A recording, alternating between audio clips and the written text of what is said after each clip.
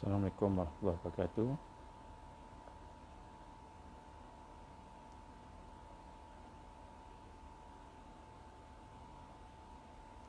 Boleh dengar insya-Allah. Boleh dengar Okey. Alhamdulillah, insya-Allah mari sama-sama kita mulakan dengan Ummul Quran insya-Allah. Al-Fatihah. A'udzubillahi minasyaitonirrajim. Bismillahirrahmanirrahim.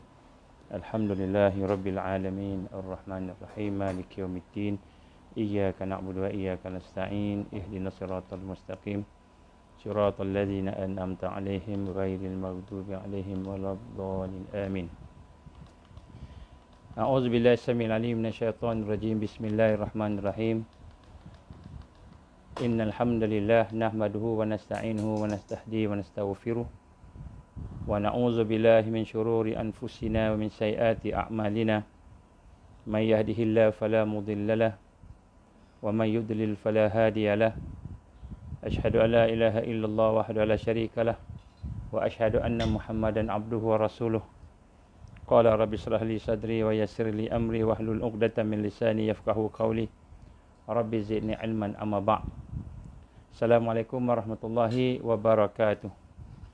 Alhamdulillah, pertama-tama mari sama-sama kita bersyukur pada Allah Subhanahu Wa Taala. Dengan keizinan Allah, dengan kasih sayang Allah, kita dapat bertemu pada malam ini, alhamdulillah, dalam satu program, satu suasana yang kita susun. Insya-Allah mudah-mudahan apa yang kita cuba lakukan pada malam ini mendapat rahmat dan barakah daripada Allah Subhanahu Wa Taala, dan kita bersyukur pada Allah diberikan kekuatan, kesihatan insya-Allah.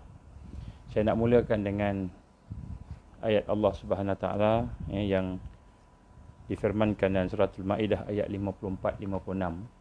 Ayat 54-56 surah Al-Maidah. A'udzubillahi minasyaitonirrajim. Bismillahirrahmanirrahim. Ya ayyuhallazina amanu man yartadda minkum an dinihi fasawfa ya'tillahu biqaumin yuhibbuhum wa yuhibbunah azillatin 'alal mu'minina a'izzatin 'alal kafirin wa yujahiduna fi sabilillah wa la yakhafuna lawmata la'im. Dzalika fadlullahi yu'tihi man yasha' wallahu wasi'un 'alim. Innama waliyukumullahu wa rasuluhu wallazina amanu allazina yuqimunas shalah wa yu'tunaz zakah wa hum raki'un. Wa man yatawallallahu wa rasulahu wallazina amanu fa inna hizballahi humul ghalibun. Sadaqallahul azim. Ini surah Al-Maidah ayat 54-56. Ayat ini sekira-kiranya lebih kurang bermaksud dalam bahasa kita, wahai orang-orang yang beriman, sesiapa di antara kamu yang berpaling tadah, yang murtad daripada agamanya, mana siapa-siapa di kalangan kamu yang keluar daripada Islam, maka Allah akan mendatangkan satu kaum yang ia kasihkan kepada mereka dan mereka juga kasihkan kepada dia. Maka Allah akan datangkan daripada manusia ini orang lain yang akan menggantikan orang yang murtad tadi. Allah tak perlukan kita, kita yang perlukan Allah. Maka Allah akan mendatangkan satu kaum yang dia kasih kepada Allah, dan kemudian mereka Allah kasih kepada mereka dan mereka kasih kepada Allah. Dan mereka pula bersifat lemah lembut terhadap orang-orang yang beriman. Jadi sifat-sifat orang yang mengasihi Allah dan Allah kasih dia dan dia kasih Allah itu, dengan orang beriman dia tak keras, dia berkasih sayang, berlemah lembut dan berlaku tegas. Dia berlaku tegas, izzati 'alal kafirin, dan dia berlaku tegas kepada orang-orang yang bukan Islam, yang kafir. Terhadap orang-orang yang kafir dia berlaku tegas, berlaku gagah. Maknanya dia berkira dengan orang bukan Islam ni, dia berkira. Maknanya dia tegas di dalam kita kata pergaulan dia. Bukan tegas ni garang, tetapi tegas ni maknanya dia ikut peraturan. Dia ikut kepada undang-undang yang telah dipersetujui, sebab mereka ni boleh menipu dengan mudah. Mereka tak ada kasih sayang, dia hanya diikat dengan undang-undang dan sebagainya. Mereka berjuang pada jalan Allah. Mereka ni berjuang pada jalan Allah. Yujahiduna fi sabilillah Mereka berjuang pada jalan Allah. Wala yakhafu, dan mereka tidak ada ketakutan kepada mereka, kepada celaan daripada orang-orang yang mencela. Maknanya kita melihat mereka ni orang-orang yang berkasih sayang dengan Allah tadi, mereka lemah lembut dengan orang Islam, mereka berkasih sayang dengan orang Islam juga, dan kemudian mereka itu berada dalam keadaan bertegas dengan orang kafir. Orang kafir dia bertegas, dia tidak sama macam mana dia layan orang Islam. Dan kemudian mereka ini berjuang dengan bersungguh-sungguh pada jalan Allah, dan tidak ada ketakutan kepada mereka, orang-orang yang mencela mereka atau pada celaan. Yang demikian itulah limpah kurnia Allah kepada mereka yang diberikan kepada sesiapa yang dia kehendaki. Jadi mereka yang Allah berikan kekuatan dan sifat-sifat itu adalah merupakan limpah kurnia daripada Allah Subhanahu Wa Taala. Dan Allah maha luas limpah kurnianya dan meliputi segala pengetahuannya. Sesungguhnya penolong kamu hanyalah Allah dan Rasul. Orang beriman, dengarlah wahai orang-orang beriman, sesungguhnya penolong kamu hanyalah Allah dan Rasul. Serta orang-orang yang beriman, berserta dengan orang-orang yang beriman, yang mendirikan solat, yang menunaikan zakat. Orang yang solat, orang yang zakat, dan kemudian mereka itu rokok, itu tunduk kepada taat kepada perintah Allah Subhanahu Wa Taala.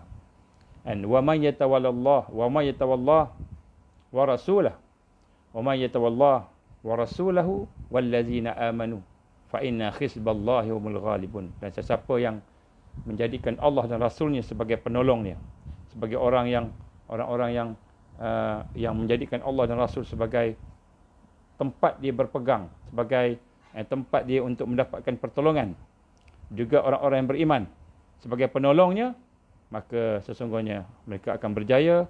Dan itulah merupakan pegangan kepada Allah, dan itulah kemenangan. Fa'inna hizballahi humul ghalibun. Sesungguhnya maka sesungguhnya parti Allah, Hizbullah, ataupun kelompok Allah yang bersama-sama dengan Allah tadi, maka mereka lah orang-orang yang akan menang. Tuan-tuan, puan-puan rahmati Allah, pada malam ini saya akan cuba bincangkan beberapa perkara yang amat penting untuk kita nak memahami berkenaan dengan Al-Masih Dajjal, kekuatan dia. Tapi sebelum kita pergi kepada kekuatan Al-Masih Dajjal, siapa Dajjal? Siapa yang kita rasakan Dajjal itu? Maka marilah sama-sama kita melihat satu perkara yang sebenarnya menjadi kunci kepada ayat yang saya bacakan tadi, iaitu bagaimana yang telah Allah sebut dalam Allah firman dalam surah Al-Maidah ini ayat 54-56. Allah menggambarkan tentang sifat mereka yang tetap di atas jalan Allah.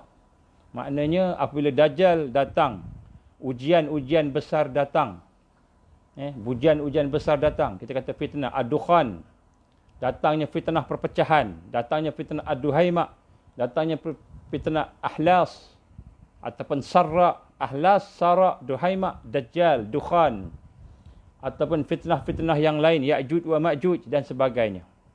Mungkin fitnah ujian-ujian berbentuk kesusahan-kesusahan hidup. Bila datang kita kata ujian-ujian di akhir zaman itu, maka siapakah mereka yang tidak akan terkeluar daripada Islam? Sebagaimana dalam ayat ini Allah gambarkan, wahai orang beriman, may yartadda minkum an dini, janganlah kamu berpaling keluar ataupun keluar daripada Islam, berpaling daripada pegangan Islam, ajaran Allah, ajaran Quran dan sunnah tadi. Siapakah dia orang yang ada kekuatan tadi yang tidak akan berpaling tadi? Iaitu mereka yang ada yuhibbuhum wa yuhibbunah, iaitu mereka yang dicintai oleh Allah dan mereka mencintai Allah. Mereka mencintai Allah dan Allah mencintai mereka. Ini sifat nombor pertama, nombor satu. Hasil daripada ikhlas, hasil daripada mentauhidkan Allah, hasil daripada kita bincangkan yang lepas, apabila kita kata bahawa perkara di mana bermulanya perjalanan seseorang untuk kita kata survive, untuk dia selamat di akhir zaman. Perjalanannya bermula apabila dia membuang syirik daripada kehidupan dia. Sama ada syirik dalam bentuk akalnya, pemikirannya, syirik dalam bentuk hatinya, dalam bentuk perbuatan dan sebagainya. Apabila dia mula mengenali akan hakikat syirik, maka akan lahirlah ikhlas. Kerana ikhlas ini adalah merupakan suatu yang lahir daripada mentauhidkan Allah. Suatu yang lahir daripada, dan apabila telah lahir ikhlas, sifat kedua yang menjadi kekuatan yang digambarkan oleh Allah dalam surah Al-Ma'idah ini, iaitu sifat yang akan menyebabkan seseorang itu boleh istiqamah. Istiqamah dengan Islam dia. Istiqamah dengan iman dia. Sebab tu Allah gambarkan sini, ya ayyuhallazina amanu, wahai orang-orang yang beriman. Kan? Maka Allah gambarkan siapa-siapa yang murtad, yang keluar daripada Islam, yang keluar daripada Al-Quran, keluar daripada pegangan hadis dan sunnah tadi, maka Allah akan datangkan satu kaum. Apa sifat kaum tu? Maksudnya kaum yang istiqamah, kaum yang boleh kekal dengan Islam dalam keadaan ujian yang besar tadi, iaitu mereka punya sifat yuhibbuhum wa yuhibbunahu, iaitu mereka merupakan satu kaum yang ia kasih, yang Allah kasih kepada mereka dan mereka juga kasih kepada Allah. Ini nombor satu. Dan kemudian daripada kasih kepada Allah dan Allah mengasihi mereka, lahirlah sifat rahmah. Azillatu 'alal mu'minin, maka dia pun bersifat satu, kita kata berkasih sayang, berlemah lembut, halus, sifatnya berlemah lembut dengan orang-orang beriman. Ya, sebab itulah tanda kita sayang kepada Allah, tanda Allah sayang kepada kita, bila hati kita ni dengan orang beriman sejuk aja. Sejuk aja hati kita. Walaupun orang beriman tu buat banyak dosa, banyak salah, tetapi dia bersifat lemah lembut dengan orang beriman. Ini tanda. Kita sayang Allah bila kita sayang saudara kita. Bila kita sayang orang-orang beriman. Sebab tu Nabi gambarkan dalam hadisnya, la yu'minu ahadukum hatta yuhibba li akhihi ma yuhibbu li nafsi. Tidak sempurna iman seseorang. Tidak sempurna kasih sayang seseorang kepada Allah. Tidak sempurna sebenarnya hakikat kita ni nak sayang Allah tadi. Beriman kepada Allah tadi hatta sehinggalah kita kasih kepada saudara kita sebagaimana kita kasih diri kita sendiri. Yang nak sebut kat sini bagaimana digambarkan sifat yang kedua setelah bebas daripada syirik, sifat yang kedua setelah bebas daripada perkara yang kita kata melemahkan kita, iaitu kita menduakan Allah, mensyirikkan Allah, kita akan ikhlas. Bila kita bebas syirik, kita akan mentauhidkan Allah, ikhlas. Dan sifat ikhlas melahirkan, membuahkan sayang kepada Allah Subhanahu wa ta'ala. Dan sayang kepada Allah. Allah sayang kepada dia, dia sayang kepada Allah. Maka inilah inti pertama, sifat pertama kita di akhir zaman yang amat-amat perlu menunjukkan dasar kepada kita untuk selamat.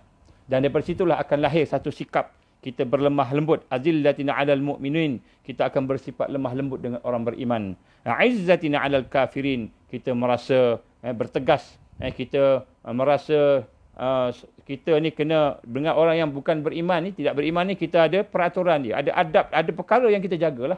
Bukan semuanya sama macam orang beriman. Orang beriman ni kita kasih sayang, kita berlemah lembut. Kemudian yujahiduna fi sabilillah, maka bila dia boleh berada dalam keadaan mencintai Allah, maka yujahiduna fi sabilillah, maka mereka tak akan berjuang pada jalan Allah. Dan wala yakhafu, dan tidak ada ketakutan kepada mereka pada celaan dan orang-orang yang mencela. Ini tuan-tuan, puan-puan rahmati Allah, ini sifat-sifat orang yang selamat di akhir zaman. Sebab tu kita nak sebut sini, akhir zaman bukan baca surah Kahfi je. Surah Kahfi ni hanya satu juzuk daripada persiapan kita berhadapan dengan Al-Masih Dajjal. Sebenarnya kita kena tengok secara keseluruhan, baru kita nampak. Sebenarnya bukan senang untuk kita selamat di akhir zaman. Sebab saya dah mengkaji tuan-tuan, saya tengok balik. Minggu lepas saya perhati semula bagaimana perancangan detail Al-Masih Dajjal. Sebab tu saya kena dedahkan pada malam ni, siapa Dajjal, siapa yang kita jangka akan jadi Dajjal tu. Saya nak dedahkan malam ni tuan-tuan. Jadi cukup halus sampai kita akan melihat ramai orang beriman terkorban iman mereka, terkorban Islam mereka. Maka orang yang cinta kepada Allah, tentulah dia akan yujahiduna fi sabilillah, mereka akan berperang, berjuang pada jalan Allah. Yujahidu, berstruggle, dia akan struggle di atas jalan Allah, tidak ada ketakutan padanya, yang itulah merupakan kurniaan Allah. Zalika fadlun minallah, zalika fadlullah, iaitu kurnia yang Allah bagi pada dia. Orang yang boleh berjuang pada jalan Allah, orang yang Allah beri kurnia, terutamanya di akhir zaman. Kalau hari ini kita berjuang untuk karier kita semata-mata, kita berjuang untuk harta kita semata-mata, kita berjuang untuk keluarga kita semata-mata. Kita berjuang untuk bangsa kita semata-mata. Semata-mata. Bukan kerana Allah, bukan pada jalan Allah. Maka perjuangan kita itu tidak akan mendapat tidak akan mendapat kurnia daripada Allah, dan bermakna kita tidak lagi dapat fadlu minallah, ataupun kita kata kelebihan, kurniaan daripada Allah. Tanda kita mendapat fadlu minallah, kurniaan daripada Allah di akhir zaman, ialah apabila kita digambarkan dalam ayat ini, kita berjuang pada jalan Allah. Kita bantu agama Allah.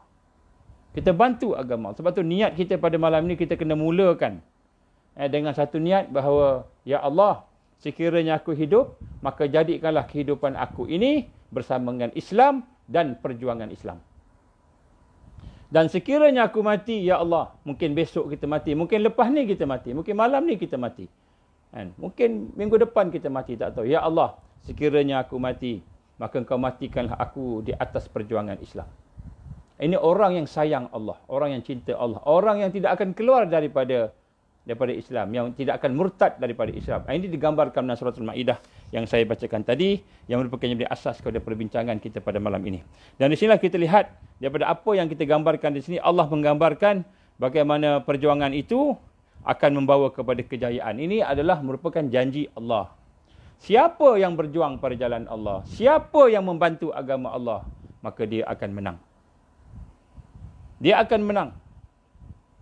Dia akan menang bersama-sama dengan Allah, rahmat Allah, fadilat daripada Allah, kurnia Allah bersama dengan Rasulullah SAW, dan dia akan menang bersama orang yang beriman. Jadi ini yang pertama. Jadi sebab tu tuan-tuan, pertama kita nak tengok di sini, sebelum kita cerita pasal Dajjal, nak sebut sini, kita kena merasai bahawa kita mesti mendapat kurnia daripada Allah. Apa dia?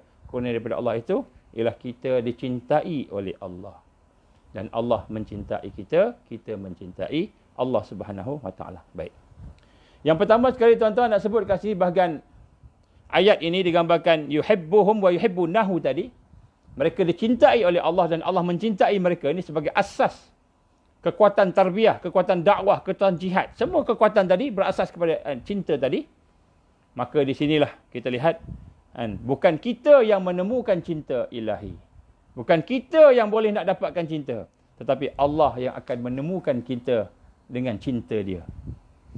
Ini satu statement yang agak penting kita nak cuba faham tuan-tuan. Bukan kita yang boleh dapat cinta Allah, tapi Allah yang akan temukan kita dengan cinta dia. Ini satu perasaan, satu pegangan yang menjadikan kita rasa bahawa kalau kita sembahyang, kita puasa, kita dah beribadah, kita dah berjuang, kita dah berdakwah, dah pergi program bertahun-tahun, puluh tahun, kita dah macam-macam buat. Kita jangan sangka kita akan dapat cinta Allah. Kita jangan ingat amal kita menyebabkan kita dapat cinta Allah. Kita jangan rasa kekuatan amalan kita, kekuatan dakwah kita, kekuatan jihad kita, kekuatan pelajaran kita, ketinggian darjat kita, ilmu kita dan sebagainya sebagai kita kata yang boleh memenangi cinta Allah. Tetapi sebenarnya Allah yang akan menemukan kita cintanya. Allah yang akan bagi. Allah yang akan bagi. Kita cinta Allah ni pun Allah bagi. Ini satu perkara yang kita kena rasa. Sebab tu orang yang faham akan hakikat hamba tadi, maka dia tidak akan rasa ujub dengan diri dia. Dia tak rasa diri dia lebih baik daripada orang lain. Dan dia tak rasa sombong dengan orang lain. Dia tak rasa riak dengan orang lain dan tidak takbur. Dia tidak merendahkan orang lain pula. Takbur. Dia rasa orang lain rendah. Dia pun kutuk orang tu. Dia pun cakap orang tu, engkau lekeh, engkau siapa? Aku ustaz, engkau tak ada ustaz apa-apa. Engkau tak ada ilmu, aku ada ilmu, aku lebih baik. Dia tak cakap macam gitu. Kenapa? Kerana dia merasai segala yang ada padanya daripada Allah Subhanahu wa taala. Baik. Pertama. Yang kedua tuan-tuan nak sebut di sini daripada hakikat daripada huraian kita nak cuba huraikan di sini. Ialah bahawa sesungguhnya segala yang berlaku kepada kita adalah takdir Allah. Kita nak mulakan perjalanan kita nak sayang Allah ni, kita nak kena rasa segala yang ada pada kita adalah takdir Allah. Segala yang berlaku kepada kita ni, hatta sampai kita kata perkara yang kita tak perasan. Contohnya apa? Kita tersenyum, kita tak perasan tersenyum.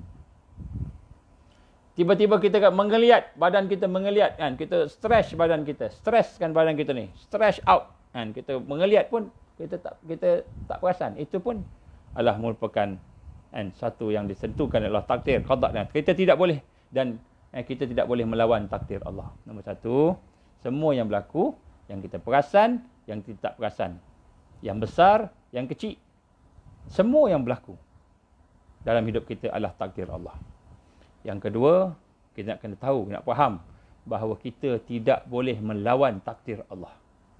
Kalau Allah dah tentukan kita berlaku sekian-sekian pada kita, kita jadi orang yang kaya, kita jadi orang yang berbahagia, kita jadi orang yang selamat, orang yang ada keamanan, ataupun kita jadi orang yang sakit, orang yang menderita, orang yang penuh kesusahan, segala yang berlaku pada kita adalah merupakan takdir daripada Allah. Dan segala takdir, bila Allah dah tentukan, kita tak boleh lawan.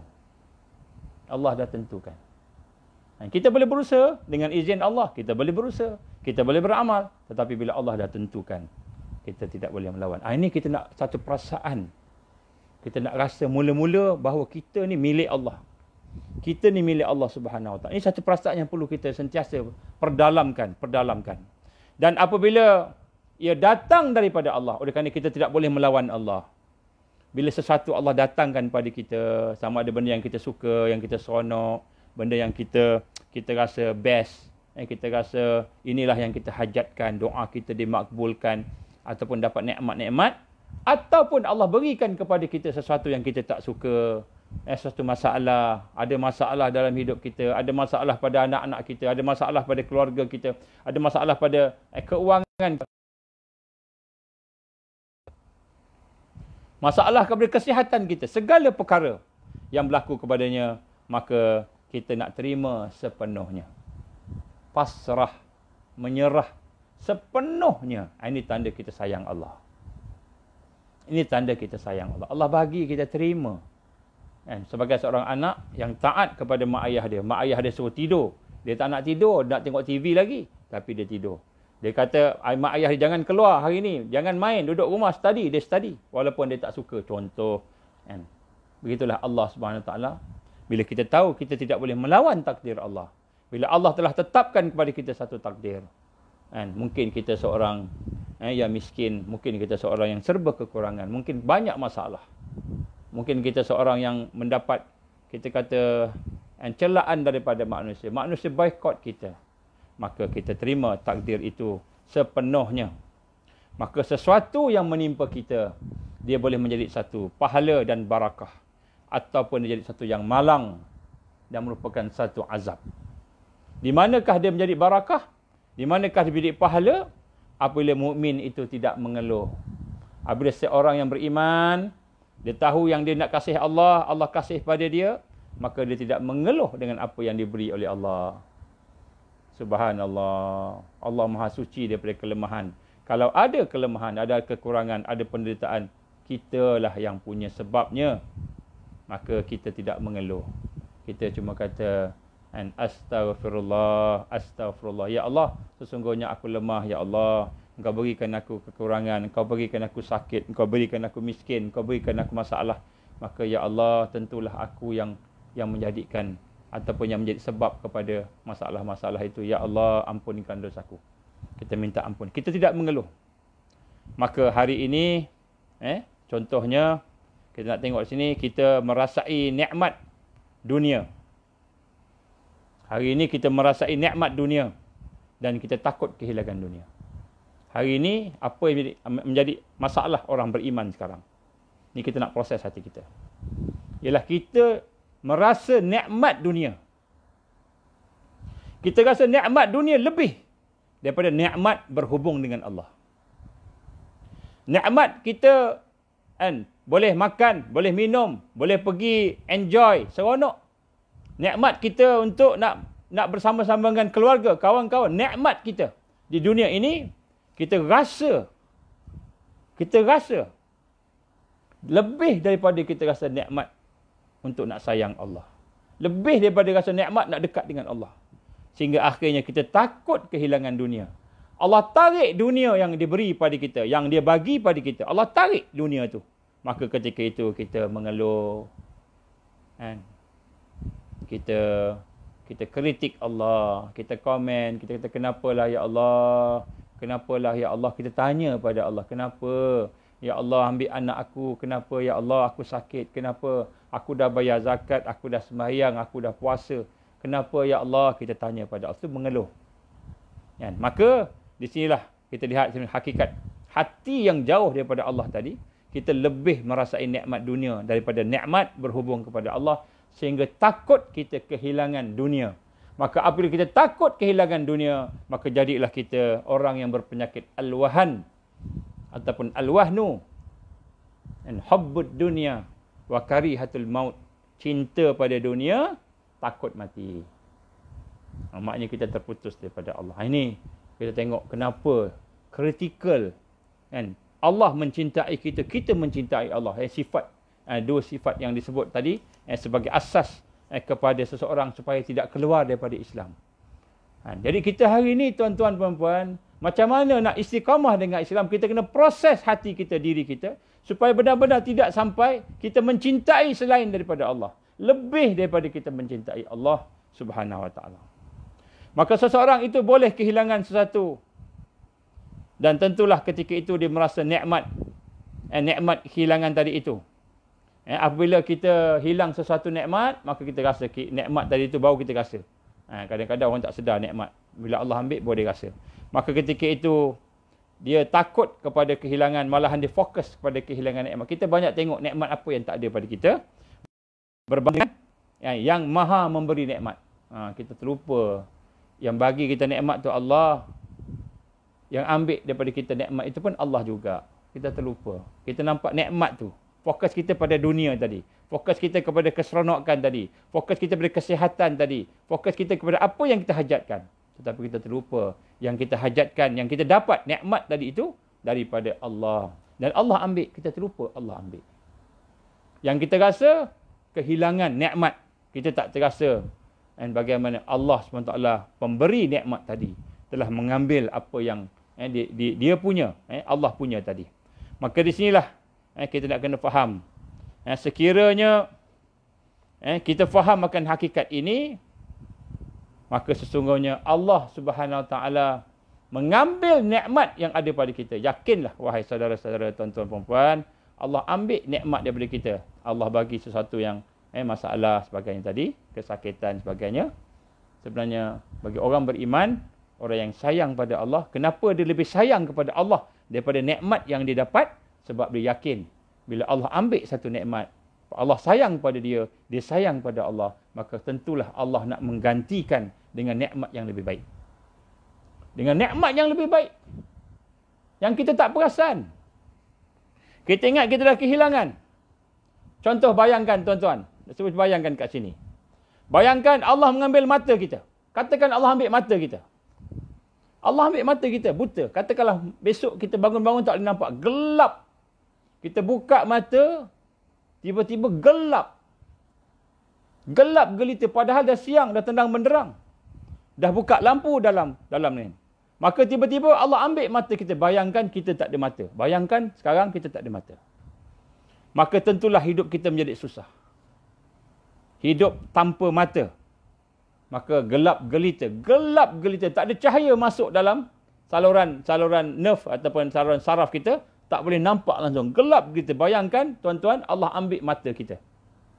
Pernah berlaku, ada satu orang tua di masa saya belajar dulu, dia datang, mata dia tiba-tiba buta, tengah tengok TV, tiba-tiba gelap. Dia ingat blackout, rupa-rupanya mata dia buta, saraf putus. Tengah-tengah tengok TV, saraf dia putus, dah tua. Seorang dah tua sangat.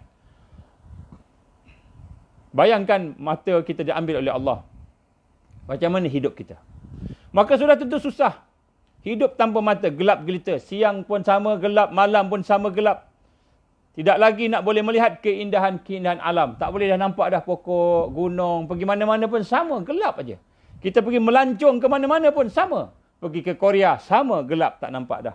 Pergi ke China, sama, gelap. Pergi ke Australia, sama, gelap gelita. Tidak boleh dah nampak keindahan alam. Dah tak boleh dah nampak wajah-wajah orang yang kita sayang. Tak boleh nampak dah isteri kita, suami kita, anak-anak kita. Tak nampak dah. Tak nampak dah. Dia ada kat depan. Kita boleh raba-raba. Tapi tak nampak dah. Bayangkan. Mata kita hilang. Dan bayangkan kita tidak boleh bergerak. Bila kita bergerak saja, tentu kita akan terlanggar sesuatu. Jatuh, sakit. Jatuh, kaki kita sakit, terlanggar sesuatu. Sentiasa dalam keadaan berlaga dengan sesuatu sebab kita tak nampak. Maka sudah tentulah hidup kita akan penuh dengan ketakutan.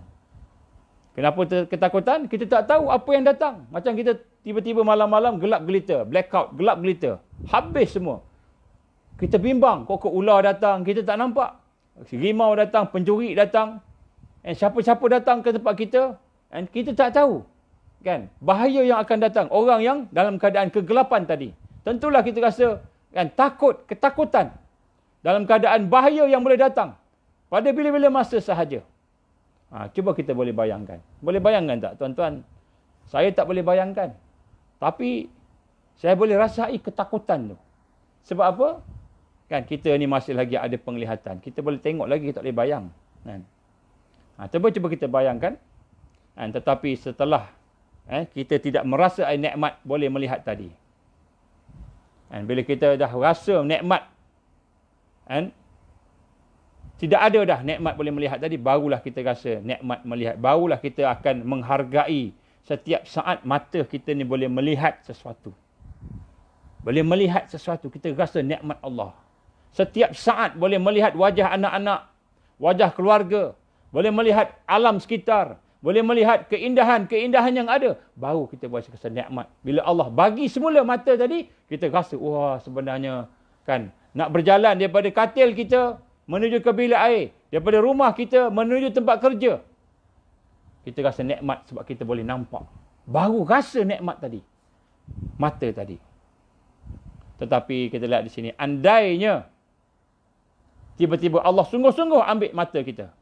Allah cabut mata kita. Allah hilangkan penglihatan mata kita. Maka jika kita reda, kita tenang, kita reda, kita sabar, pasti Allah yang menyayangi kita dan kita menyayangi Allah akan gantikan dengan satu yang lebih baik. Rupanya Allah ambil mata kita supaya kita dapat mata yang lebih baik. Apa dia? Kita akan diberikan oleh Allah sesuatu yang lebih baik, itu mata hati yang terbuka dengan luas dan mendalam. Jadi mata kita tak nampak, mata zahir. Tapi tiba-tiba basirah kita, mata hati kita lebih terang. Lebih terang daripada mata yang kita nampak. Lebih besar maknanya. Lebih besar peranannya. Melihat dengan mata hati. Lebih hebat daripada melihat dengan mata kasar. Maka rupa-rupanya Allah nak bagi nikmat yang amat besar. Jadi apabila tertutup mata kita, buta mata kita, rupa-rupanya bila kita reda, bila kita sabar, rupa-rupanya Allah nak buka mata hati kita. Kita boleh mula melihat, mengenal Allah. Dalam keadaan tidak nampak yang zahir, kita boleh nampak yang batin. Kita tak nampak yang fizikal, kita menampak yang bersifat keyakinan al-iman. Iman kita bertambah. Ini satu pemberian Allah, anugerah Allah kepada kita. Jadi apabila terhilangnya nikmat mata tadi zahir, maka Allah nak, yang Maha Penyayang tadi, nak buka penglihatan hati, mata hati terbuka luas. Maka inilah cara terbaik untuk kita mendekati Allah dan mendekati akhirat.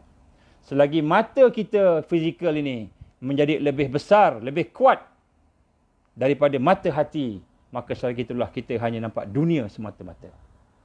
Kita akan nampak dunia sahaja. Kita tidak akan boleh nak mengutamakan akhirat. Kenapa?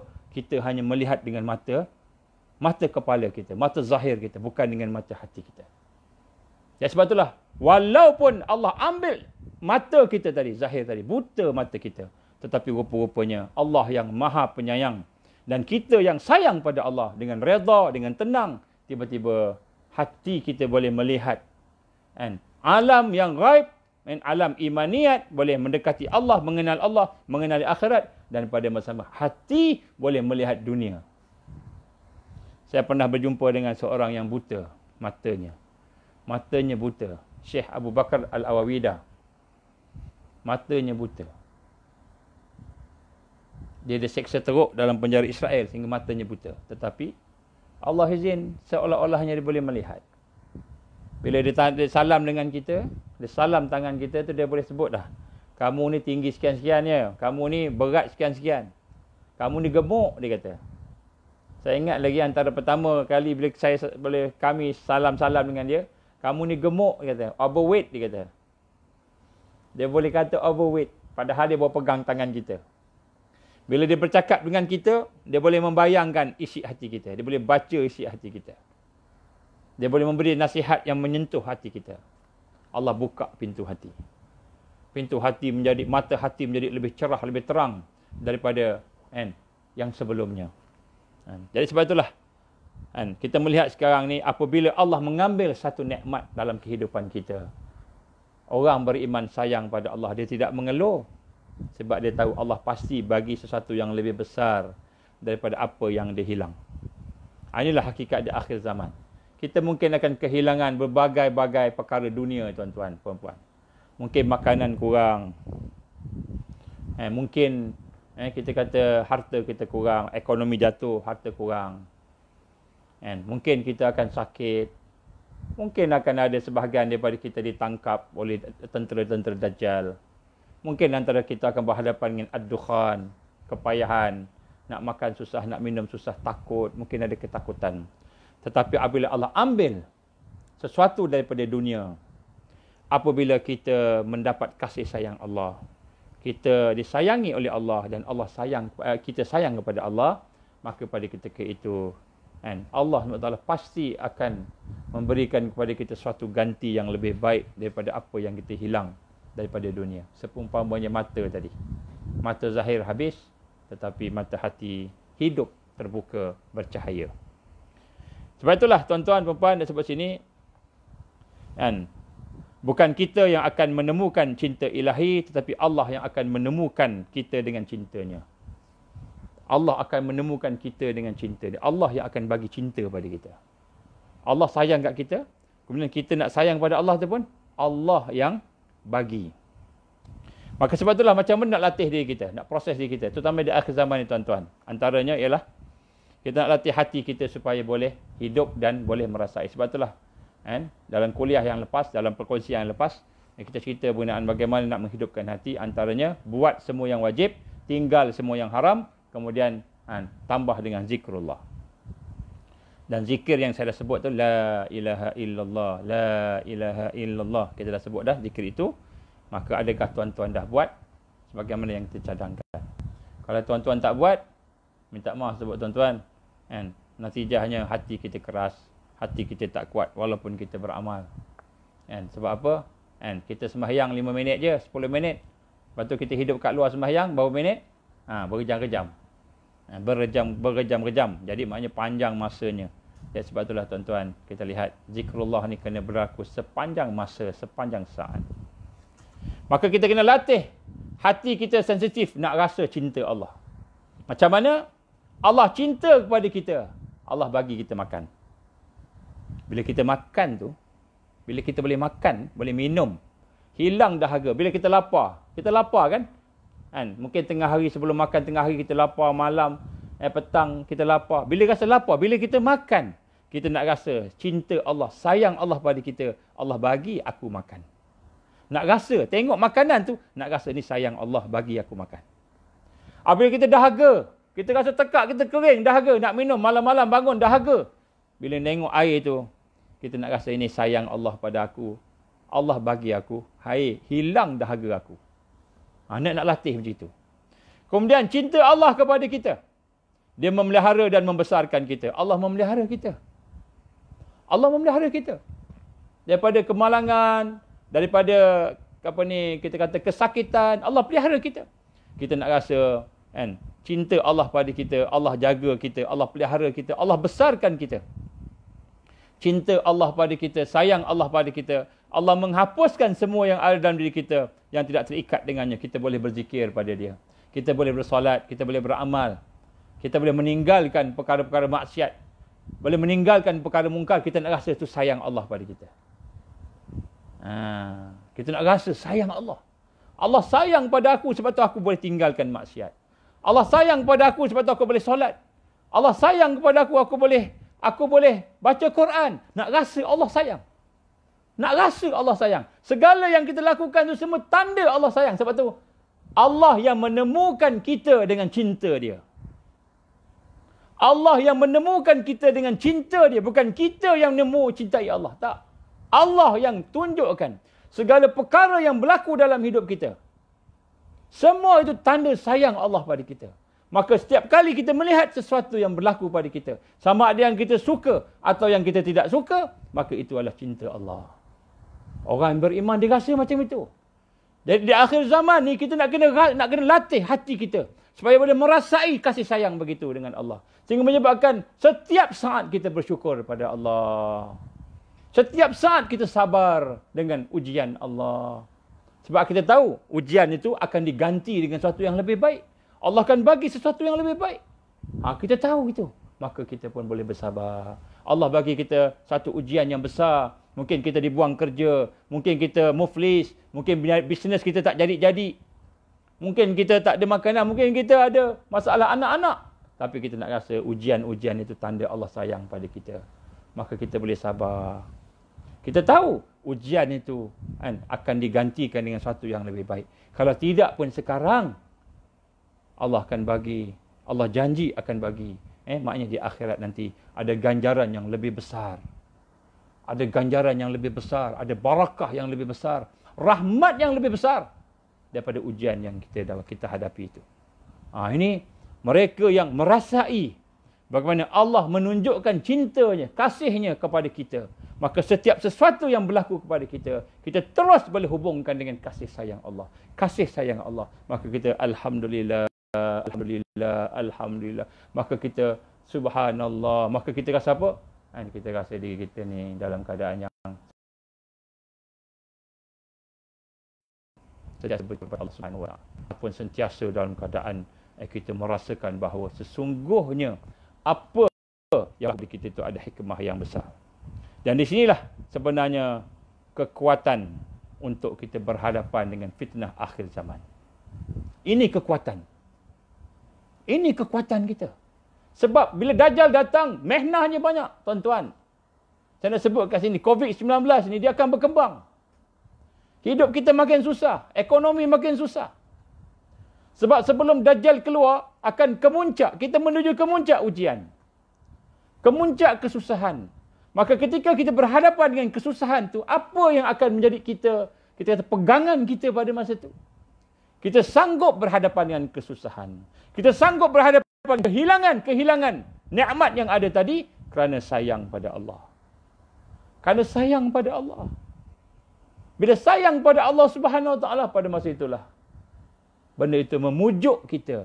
Kita boleh pujuk hati kita. Ya Allah, Engkau ambil anak aku, ya Allah.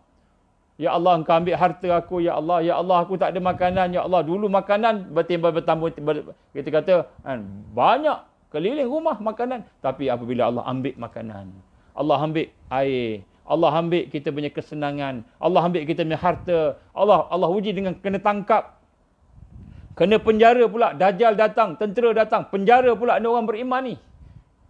Saya tak masuk lagi bab tu, tuan-tuan. InsyaAllah saya akan masuk nanti. Di sunnah-sunnah kemudian saya akan cerita pasal bagaimana kemuncak dia. Saya akan cerita yang tu. Tapi sebelum tu, apakah perkara yang boleh menjadikan kita berpegang dengan Islam, tidak murtad daripada Islam, tidak keluar daripada Islam? Allah gambarkan orang yang berkekalan tadi, dia sayang pada Allah. Allah sayang pada dia, dia sayang pada Allah. Ini sebab tu kita kena tengok. Kita kena latih hati kita supaya sensitif. Segala yang berlaku ni sayang Allah. Allah sayang kita sebenarnya. Sebab tu Allah bagi kita ujian sikit. Allah sayang kita sebab tu Allah bagi nikmat. Allah sayang kita sebab tu Allah bagi kita istiqamah. Allah sayang kita sebab tu Allah beri kekuatan beramal. Allah sayang kita. Allah sayang kita. Maka kita akan timbul satu perasaan untuk sayang Allah. Lama-lama hati kita lembut nak sayang Allah Subhanahu Wa Taala. Jadi sebab itulah apabila telah sampai cinta yang begini, kita rasa kasih sayang Allah pada kita dan kita pun sayang pada Allah, maka luar biasa cinta ini, kita akan merasai kemanisan yang luar biasa. Maka jadilah kehilangan, penderitaan, kesusahan, kesakitan Segala perkara yang kita berlaku, yang kita kata tadi, merupakan balak bencana kepada dunia, jadilah itu sebagai satu yang manis. Sayang pada Allah menjadi lebih manis daripada kehilangan dunia. Malahan kita menjadi rasa pedih, rasa menderita apabila kita tidak boleh khusyuk dalam solat. Bila Allah Subhanahu Wa Taala menghalang kita beramal, kita rasa menderita. Ya Allah, kenapalah aku tak boleh meningkat amalan aku? Ya Allah, kenapa aku tak boleh khusyuk? Baca Quran tak boleh menangis, istighfar tak boleh menangis, bertaubat tak boleh menyesal. Kita buat tapi tak sampai hakikatnya. Maka ketika itu kita meminta pada Allah, ya Allah, adakah Engkau telah cabut kasih sayangmu daripada aku? Adakah Engkau telah cabut kasih sayangmu daripada aku? Maka ketika itu kita patah balik pada Allah, patah balik pada Allah. Ini bekalan, ini ubat untuk kita nak istiqamah. Untuk kita kekal dengan Islam bila kita memproses hati kita supaya sentiasa dalam keadaan cinta kepada Allah. Kerana cinta kepada Allah ini akan memberikan satu kemanisan yang luar biasa. Kemanisan yang luar biasa yang menyebabkan apa? Yang menyebabkan kita sanggup berkorban. Sanggup kita istiqamah walaupun susah sayang. Sebab apa? Bila kita hub ilallah, kita cinta pada Allah, maka pada ketika itu kita boleh berkorban. Datanglah Dajjal, datanglah Dukhan, datanglah fitnah, ujian.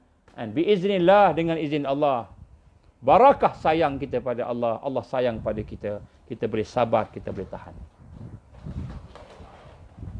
Hari ini tuan-tuan, apa yang berlaku dalam hidup kita? Sedikit saja Allah ambil kelemahan kita, kehilangan sedikit dalam hidup kita. Sedikit saja Allah beri ujian pada kita. Kita dah mengeluh. Kita dah menyesal. Kita dah bergaduh dengan kawan-kawan keluarga kita. Kita dah kita kata berselisih faham dah dengan kawan-kawan keluarga kita. Sikit aja Allah uji dengan kesusahan-kesusahan. Kita mula berburuk sangka dengan sahabat-sahabat kita. Berburuk sangka dengan saudara-saudara kita. Kita mula merasakan sesuatu kebencian. Kita melihat orang lain salah. Kita tidak melihat kita sebenarnya telah hilang sayang kepada Allah. Sebab kita sayang kepada dunia lebih daripada Allah.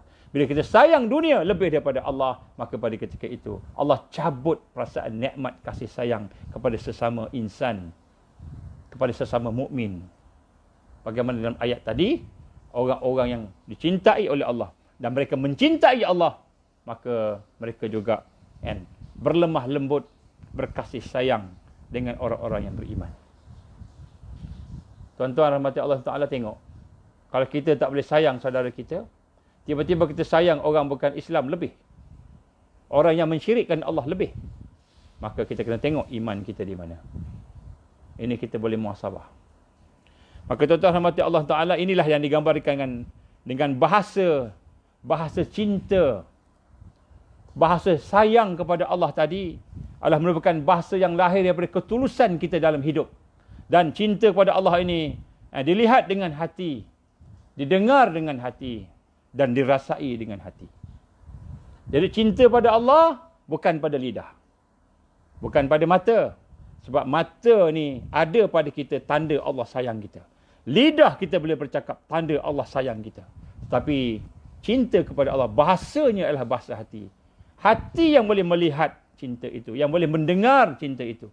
Hati yang boleh merasai. Ya, sebab itu tuan-tuan, kenapa kita tak boleh rasa sayang pada Allah? Sebab hati kita ada masalah. Hati kita ada masalah. Hati kita ada dosa yang kita tak mau minta ampun daripada Allah. Kita lebih sayang dosa kita daripada sayang Allah Subhanahu wa Ta'ala. Tuan-tuan rahmati Allah Subhanahu wa Ta'ala, saya nak masuk sekarang ini kepada tentang Al-Masih Dajjal. Al-Masih Dajjal, saya nak petik daripada beberapa hadis daripada ensiklopedia akhir zaman yang ditulis oleh Muhammad Ahmad Al-Mubayyad. Saya nak bacakan beberapa hadis. Saya nak rangkumkan sebab masa tak banyak. Kita nak rangkumkan beberapa hadis yang digambarkan oleh Rasulullah sallallahu alaihi wasallam tentang Al-Masih Dajjal. Kenapa saya nak cerita Dajjal malam ni, tuan-tuan? Sebab solusi untuk selamat di akhir zaman, kita kena kenal Al-Masih Dajjal. Bukan kenal orangnya. Walaupun kenal orangnya boleh, akan dapat juga. Kita kenal dia. Kita kenal sikap dia, sifat dia, karakter dia, dan kita kenal kekuatan dia. Kenapa kita nak kenal kekuatan dia? Kerana bila kita kenal kekuatan dia, sifat dia, maka kita boleh menyusun gerak kerja kita supaya kita boleh sama-sama dapat menghindarkan diri kita daripada serangan-serangan kekuatan dia tadi.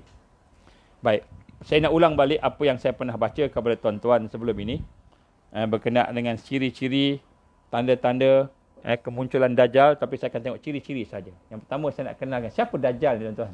Dajjal ni siapa? Daripada Anas telah bersabda Rasulullah sallallahu alaihi wasallam. Saya bacakan makna lah, hadisnya banyak. Saya baca makna saja, saya rangkum-rangkum. Sebab kalau nak baca yang Arab nanti ambil masa banyak sangat. Yang kita baca yang makna. Tidak diutus seorang Nabi pun kecuali dia pasti akan memperingatkan umatnya dari si buta. Sebelah orang, seorang yang buta matanya. Dan tukang dusta. Dia seorang tukang dusta. Ketahuilah dia itu buta sebelah matanya dan sungguhnya pemelihara Tuhan kamu tidak buta. Dan sesungguhnya di antara kedua matanya ada kafara ataupun kafir. Jadi di sini digambarkan oleh Rasulullah sallallahu alaihi wasallam bagaimana Dajjal ni mata dia buta. Mata dia buta sebelah dan kemudian ada kafara antara dua kening dia. Ada kafara. Sini ke dekat kawasan-kawasan sinilah. Dekat mana wallahu alam kita tak nampak lagi. Baik. Kemudian Rasul SAW menyebutkan dalam hadis yang lain, Dajjal itu matanya tertulis antaranya matanya kafir dan sebagainya. Baik. Satu hadis, saya nak baca hadis ni. Kenapa kita tak boleh nampak lagi?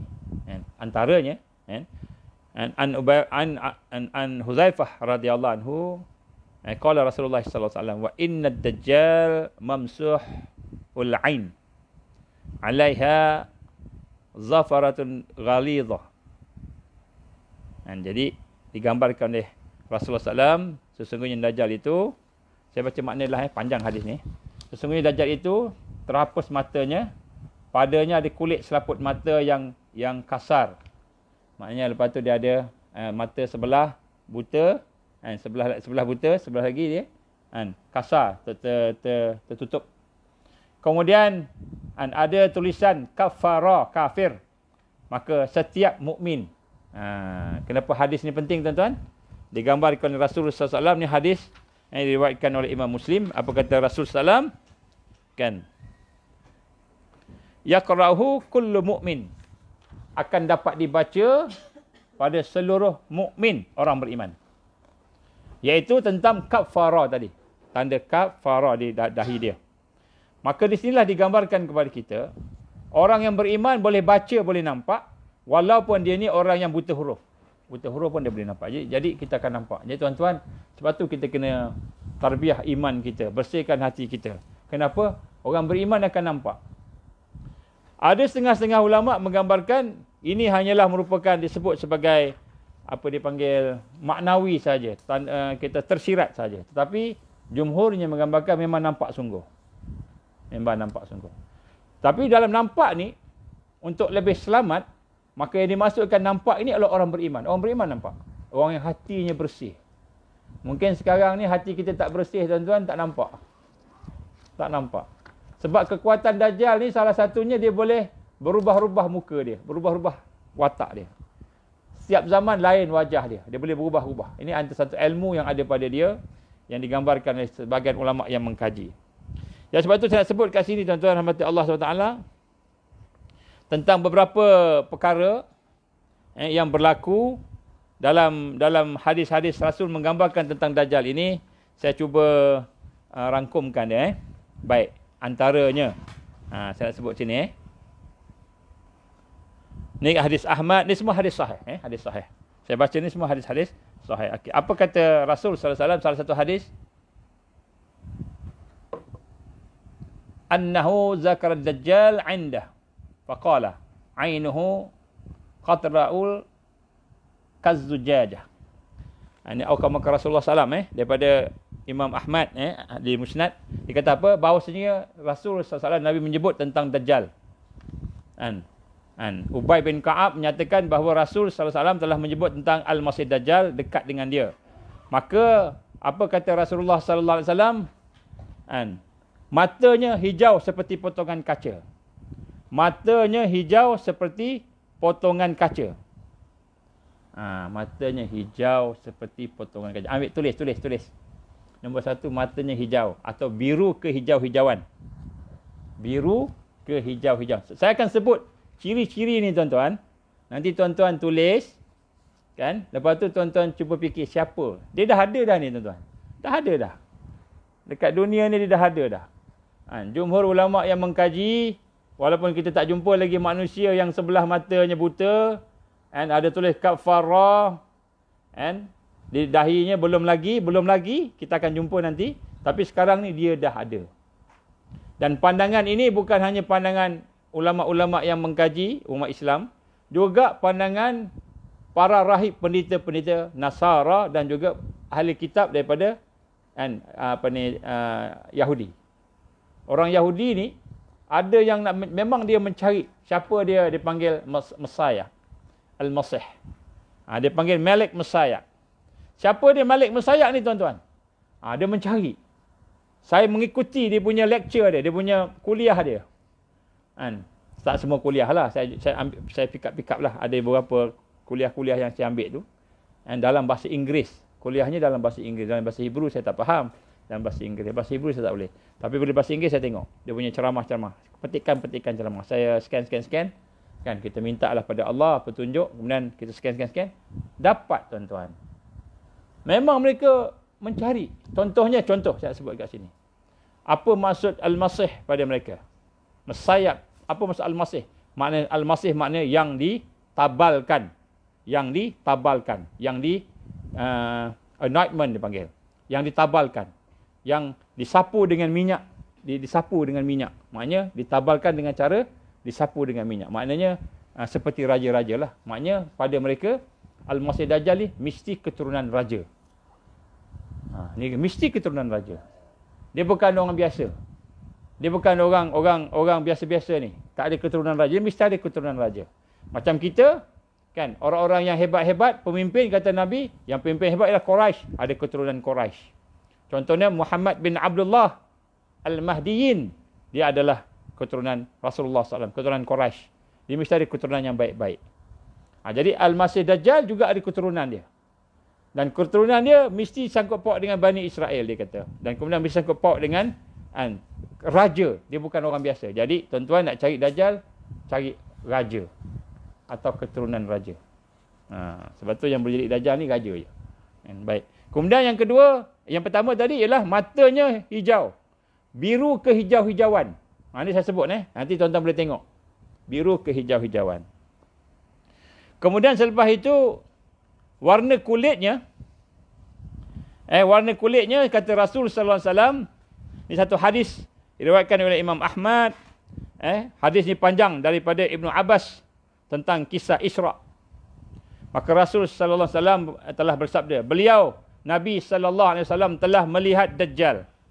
Beliau telah melihat Dajjal dalam penampilannya.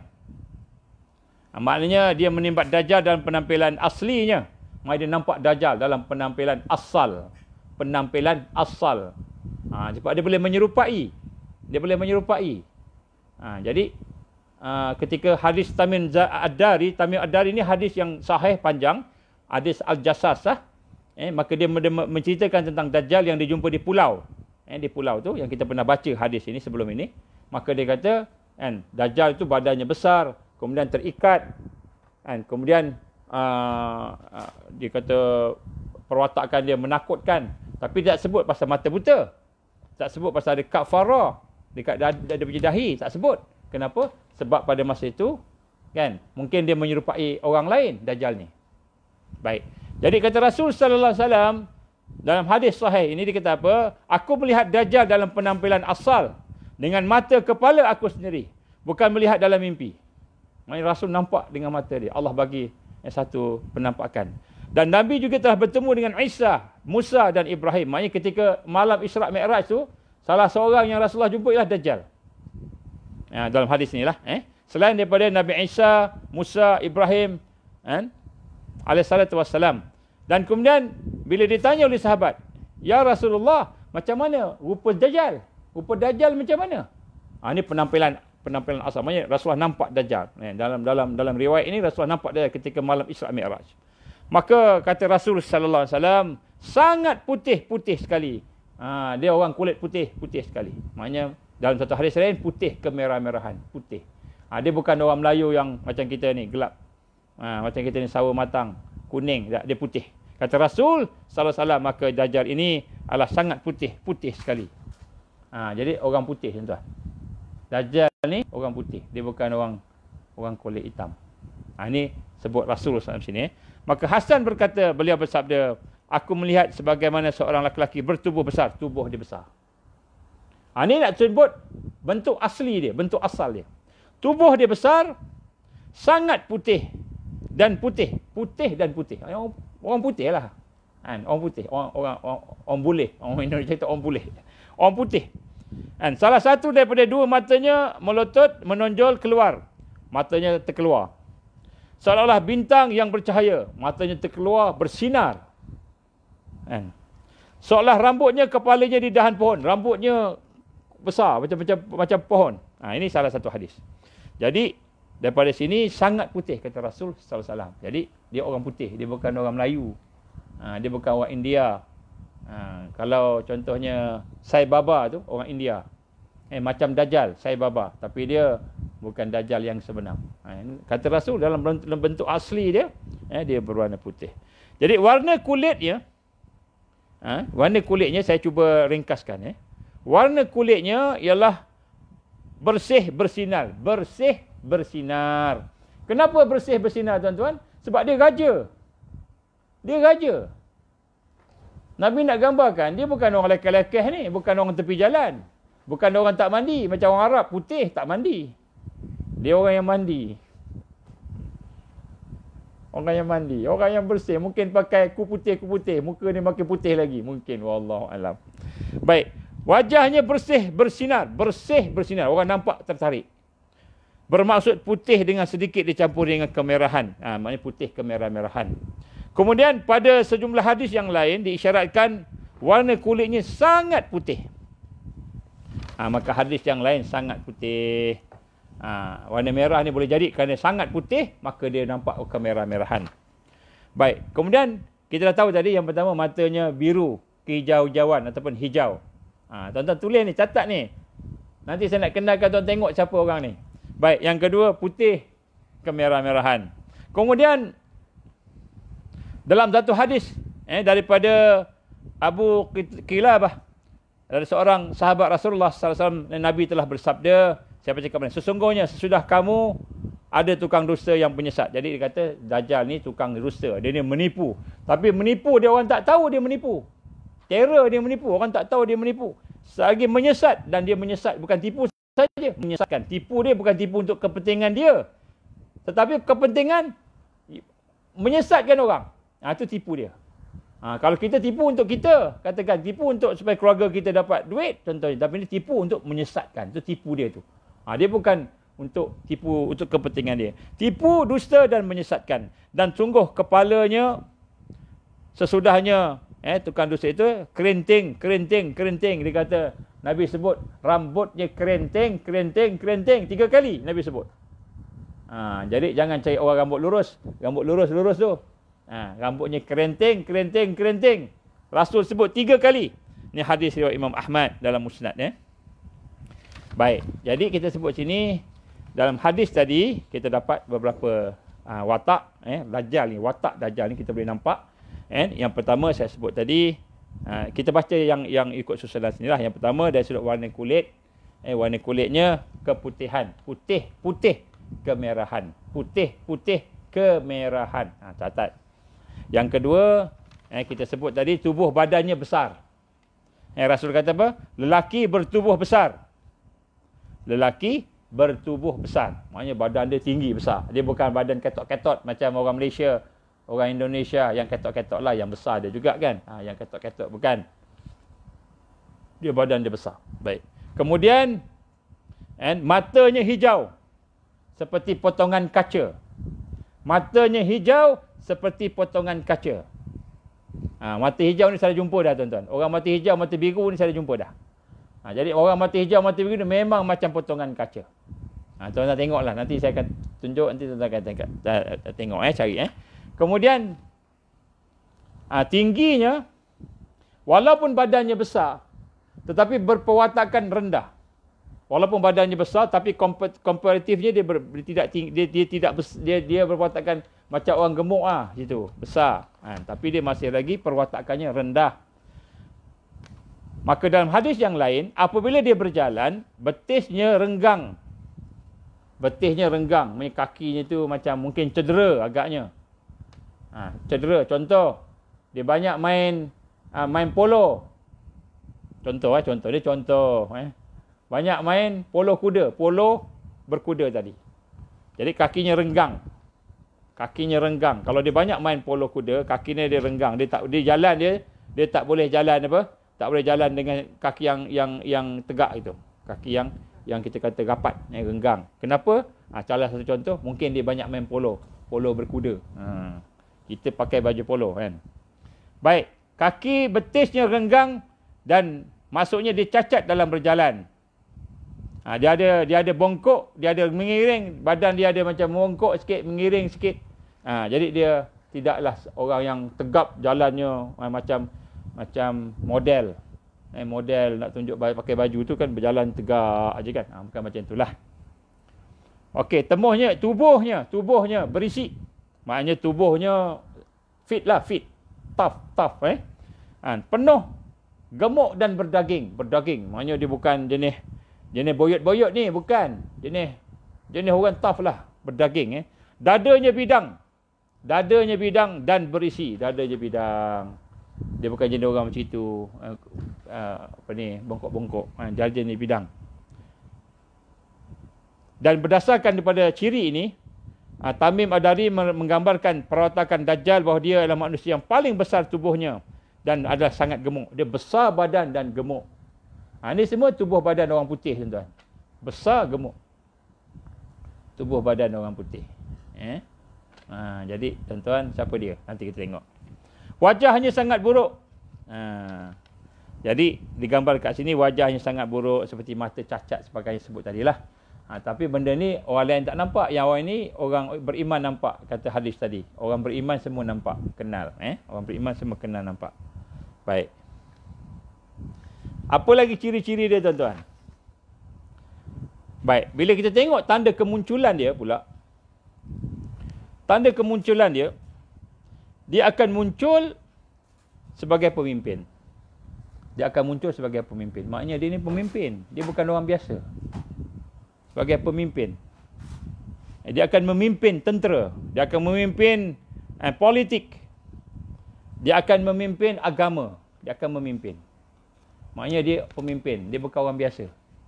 Ni semua ciri-ciri saya sebut kat tuan-tuan. Siapa dia. Dan kemudian selepas itu, dia juga akan ada keluar. Ini kita petik daripada asar-asar yang lain.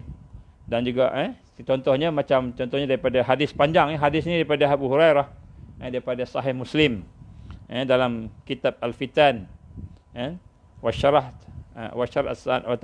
al-fitnah dan tanda-tanda kiamat. Apa kata dia tentang mereka?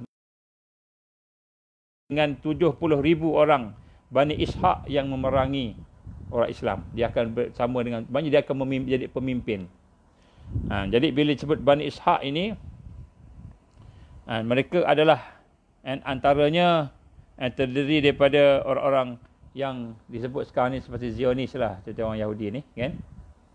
Dan mereka ni mempercayai bahawa yang memimpin mereka hanya raja yang boleh memimpin. Jadi sebab itulah dalam hadis ini, walaupun Rasulullah SAW tidak menyebut raja, tapi Rasulullah sebut Bani Ishaq. Jadi ini menunjukkan kemungkinan besar. Ini cuma hanya merupakan satu tafsiran sahaja. Tidak semestinya benar, tidak semestinya tepat. Benar-benar tepat. Jadi kemungkinan besar dia adalah seorang pemimpin politik, pemimpin agama dan juga pemimpin berdarah raja. Sebab di dalam kitab Taurah, Old Testament menggambarkan bahawa mereka hanya akan menjadi seorang itu pemimpin daripada keturunan raja. Keturunan raja. Baik tuan-tuan, saya nak ringkaskan sikit di sini. Maka kita tengok tadi, dia ada perwatakan dia orang putih, rambut dia kerinting. Ada saya tertinggal lagi kat sini. Ada hadis saya tak tengok tidak ternampak saya. Saya buka kejap balik. Wajah rambutnya kerinting, seolah-olah golongan-golongan yang bercampur aduk kerinting, tapi kerinting yang tak cantik lah, kerinting yang campur-campur. Kemudian saya pernah nampak di sini kemerah-merahan juga.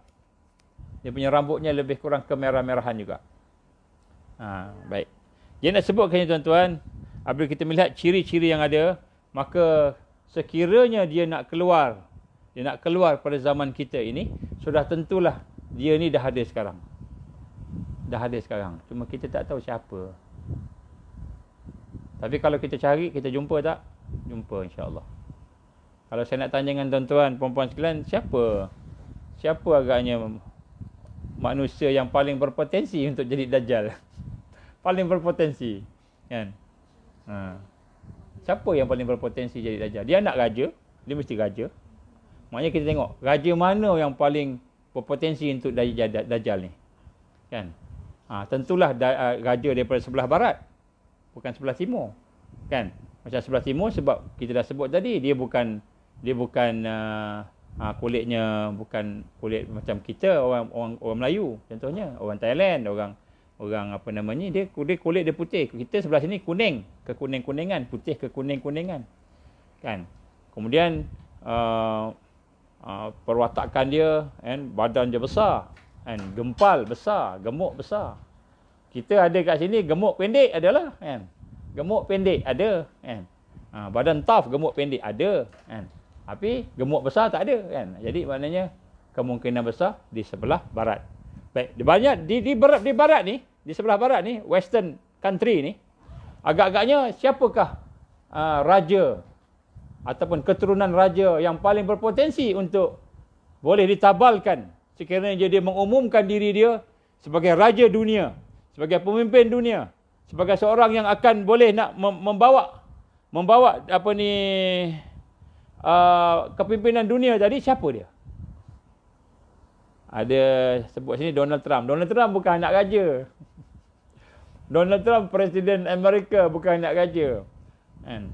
Barack Obama mungkin, tapi Barack Obama bukan keturunan raja juga, tapi dia mungkin keturunan Firaun. Ada kajian menunjukkan bahawa Barack Obama ada keturunan daripada Egypt, Mesir. Ada kajian tu. Tapi dia bukan kulit putih, kan? Wallahu a'lam, kita tak tahu.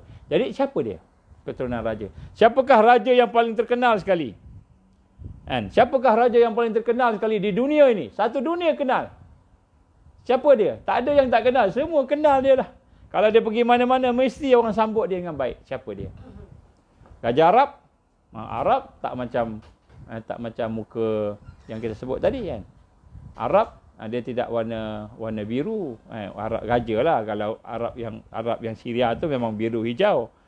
Tapi kalau Arab yang raja-raja ni nampak tak ada yang macam tu, kan? Baik, wallahu a'lam. Tapi kita tengok keturunan raja, dia akan memimpin dunia. Kemudian dia boleh diterima. Kalau Arab contohnya, orang barat tak boleh terima. Kalau kita kat Muhammad bin Salman, tak boleh terima. Orang Arab tak suka dia, orang barat tak suka dia. Dia bunuh orang ni lah, bunuh orang tu lah. Kemudian kalau kita kata pemimpin Middle East yang lain, tak terima. Jadi memang orang putih. Memang orang putih. Baik. Kalau kita sebut, kita zoomkan ke barat ni, orang putih ni, siapa orang putih ni? Okey, maka antara calon-calonnya, banyak tuan-tuan. Saya nak sebut satu je calon. Saya nak sebut satu, banyak sangat pening kepala. Lepas ni tuan-tuan tengok. Tuan-tuan tengok lepas ni. Baik. Namanya, yang paling hampir dengan ciri-ciri yang saya sebut tadi. Saya tak cakap dia Dajjal, saya cakap yang paling hampir ciri-cirinya. Maka kalau tuan-tuan tengok besok berlaku perubahan pada wajah dia, watak dia sebagainya setelah dia memimpin dunia, maka kita tahu dia lah. Maka ciri-cirinya, wataknya itu menyerupai. Macam mana digambarkan Rasulullah SAW, bahawa mereka ada sihir. Ada sihir. Tetapi dalam kajian-kajian saya, sihir yang ada pada mereka bukan hanya sekadar sihir biasa, tapi sihir yang bercampur dengan sains. Sihir yang bercampur dengan sains. Sihir yang bercampur dengan sains. Maknanya orang tengok, boleh percaya. Sihir, ajaib, benda yang ajaib, miracle, tetapi ada back by, and ada support, disokong oleh sains. Jadi orang kata, ini bukan penipu, ni betul. Kalau kita sebut ni, istilah dia, tukang sihir yang baik. Sebab itulah kita ada satu cerita namanya Harry Potter. Cerita ini adalah satu cerita yang berdasarkan sebuah buku yang ditulis yang bertajuk Harry Potter tu. Kan, yang telah mencapai pencetakannya seluruh dunia. 500 juta. Lebih daripada 500 juta cetakan Harry Potter ni. Maknanya buku yang paling laris sekali dicetak di dunia. Harry Potter. Siapa dia? Harry Potter. Maka apabila berlaku sesuatu yang begitu, macam mana dia boleh cetak dengan banyak, macam mana dia boleh berkembang sehingga menjadi satu siri cerita yang menjadi idola kepada orang-orang barat, orang muda barat. Sampai ramai nak jadi tukang sihir. Ramai nak jadi tukang sihir. Maka kita melihat rupa-rupanya bila kita kaji semula Harry Potter ni, ada simbol-simbol, ada tanda-tanda menunjukkan kisah Harry Potter ni ialah kisah Al-Masih Dajjal semasa kecil. Membesar menjadi tukang sihir. Tukang sihir yang baik, quote and quote. Tukang sihir ni jahat. Pada sebelum ni semua jahat. Tukang sihir je jahat. Tukang sihir jahat.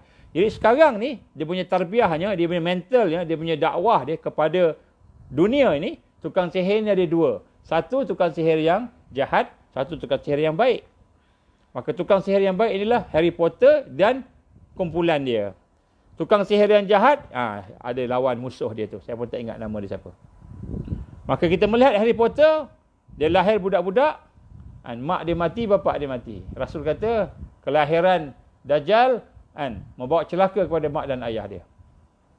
Harry Potter, mak mati, bapak mati. Sama tak? Lebih kurang hadis sebut begitu. Kemudian dia ada tanda. Dia ada tanda dekat dia punya dahi dia tu, sebelah kiri atau sebelah kanan. Tanda macam kena, dia panggil apa? Tanda peti. Macam peti tu. Maka kata Rasul sallallahu alaihi wasallam, Dajjal ada tanda di dahi. Tapi tandanya kafarah, bukan tanda peti. Tapi sama tak? Lebih kurang lah. Maknanya dia membayangkan tentang sifat Dajjal masih kecil sampai dia menjadi besar, akhirnya menjadi tukang sihir yang berjaya, mengalahkan semua sihir-sihir yang gelap. Contohnya dalam cerita-cerita, saya tak tengok cerita dia, tapi saya tengok sinopsis dia. Antaranya dia kata bagaimana dia boleh, akhir sekali, bila dia dah kalah satu pertembungan tu, dia mati. Tapi dia hidup semula. Mati, hidup semula. Maka Harry Potter, daripada kajian sebahagian mereka yang mengkaji, ini bukan orang Islam kita lah, orang yang bukan Islam, yang Kristian, yang Yahudi yang mengkaji. Sebab mereka lebih dekat dengan dunia barat. Mereka mengkaji daripada dia punya buku, kitab-kitab dia, Bible dan Old Testament. Dan saya bila melihat kajian mereka, saya cuba hubungkan dengan hadis dan Quran, dan hadis dan huraian ulama. Bila kita tengok, ada dia punya coincide dia, dia punya tempat pertemuan dia. Ada tempat pertemuannya. Walaupun kita tak kata itu dia Dajjal, kita tak cakap itu, tapi maknanya bagaimana bentuk cerita tadi. Baik tuan-tuan, namanya Harry. Namanya Harry. Maka ada tak orang anak raja nama Harry di dunia ni tuan-tuan? Saya bagi assignment kat tuan-tuan sekalian, balik ni cuba cari anak raja yang namanya Harry. Harry ataupun Henry. Cuba tuan-tuan cari. Tengok rupa dia, wajah dia. Kecuali mata buta tak ada, mata buta belum lagi, kafara belum lagi. Cuba tengok yang lain-lain. Maka kita akan dapati antara ciri-ciri yang disebut oleh Rasulullah SAW, dan juga ciri-ciri yang ada pada dia itu ada.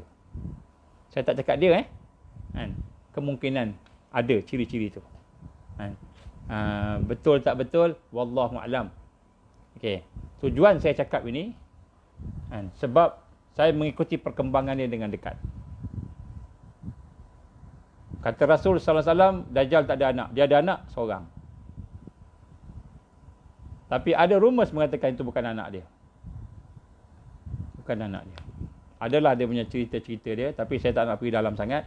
Nak sebut kat sini contoh-contoh, maknanya mereka yang akan mengisytiharkan diri mereka sebagai raja dunia sudah ada di hadapan mereka, di hadapan kita.